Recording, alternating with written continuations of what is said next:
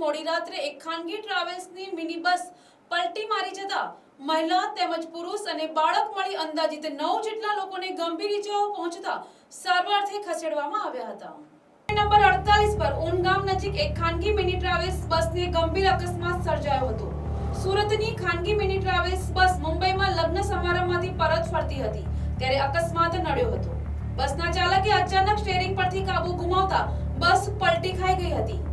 અકસ્માતમાં બસમાં સવાર 3 મહિલા, 5 પુરુષ અને એક બાળકને ઈજા પહોંચી હતી. ઈજાગ્રસ્ત તમામ લોકોને તાત્કાલિક સારવાર માટે નવસારી સિવિલ હોસ્પિટલમાં ખસેડવામાં આવ્યા હતા. હાલ તેઓ સારવાર હેઠળ છે. આ ઘટનાની જાણ થતાં જ નવસારી ગ્રામ્ય પોલીસ ઘટના સ્થળે પહોંચી વધુ તપાસ હાથ ધરી છે. મારું નામ નસરીન. અમે બોમ્બે જાન લઈને ગયેલા હતા. રિટર્નમાં આવતા આવતા અમારી ગાડીની વચ્ચે બીજી ગાડીના ટાયર આવી ગયો એટલે અમારી બસ પલટી મારી ગઈ. 9 જણા ઘાયલ છે. મારું નામ અરબાઝ છે. મારા મમ્મી ને બધા સગાવાલા મુંબઈ જાનમાં ગયેલા હતા.